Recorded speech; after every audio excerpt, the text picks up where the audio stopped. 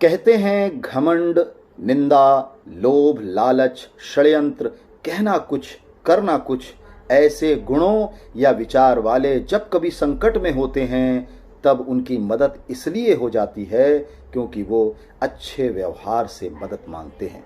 कहने का अर्थ है जो कि इस संसार में भांति भांति के लोग कुछ तो औरों पर निछावर हो जाते हैं, देख सरल नेक प्रेम व्यवहार, अर्थात सदाचार, सद्व्यवहार, सद्गुण, सद्वाणी, सद्कर्म ही इस संसार का असली और सच्चा धन है।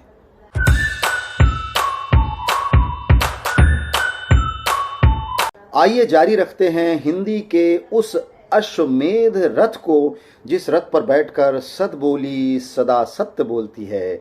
और क्या बोलती है और आप क्या सुनते हैं, यही सुनते हैं हिंदी नमस्कार।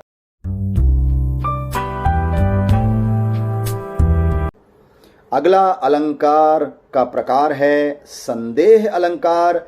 आइए इसकी परिभाषा देखते हैं और समझते हैं संदेह अलंकार क्या होता है।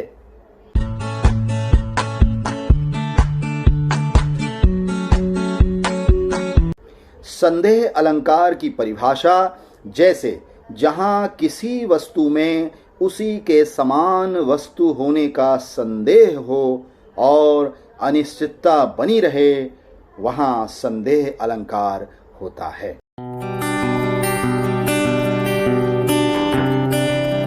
एक और परिभाषा के अनुसार जब अति समीप दिखने के कारण उपमेय और उपमान में साफ साफ पहचानने की स्थिति न बने तब वहां संदेह अलंकार होता है।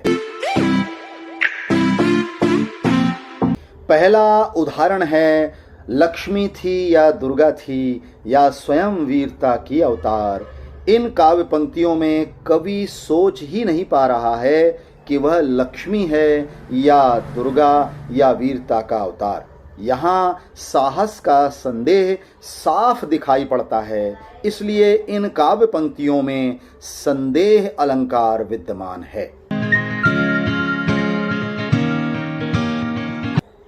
दूसरे चर्चित उदाहरण के जरिए आपको संदेह अलंकार और समझाते हैं। सारी बिच नारी है कि नारी बिच सारी है, सारी ही की नारी है, नारी ही की सारी है। इन पंक्तियों में नारी और साड़ी में संदेह बना हुआ है। यहाँ नारी और साड़ी को ही साड़ी माना गया है और उसके ही सामंजस्य बैठाने की अनिश्चितता पर यहाँ संदेह अलंकार दिखाई पड़ता है।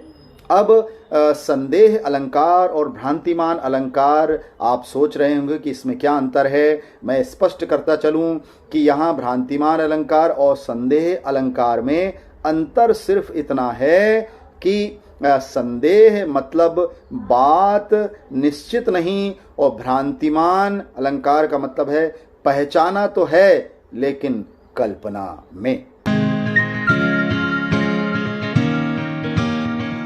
एक और उदाहरण के चलते हम संदेह अलंकार को समझते हैं, समझाते हैं। हरिमुख यह आली किन्हों कैंधों ऊ मयंक।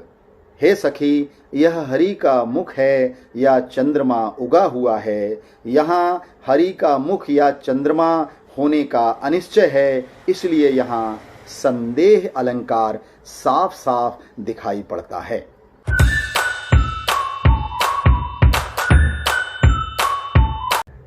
तो ये था संदेह अलंकार, उनके उदाहरण, उनकी परिभाषाएं। इसके माध्यम से हमने संदेह अलंकार अर्थालंकार की प्रकारों की श्रेणी में आपको समझाने की कोशिश की। उम्मीद है आप इस एपिसोड से बहुत प्रसन्न हुए होंगे। संदेह और भ्रांतिमान अलंकार का अंतर भी हमने स्पष्ट किया और आपको ये एपिसोड बहुउपयोगी साबित होगा। ऐसे ही हमारा उत्साहवर्धन करते रहिए, सब्सक्राइब करते रहिए।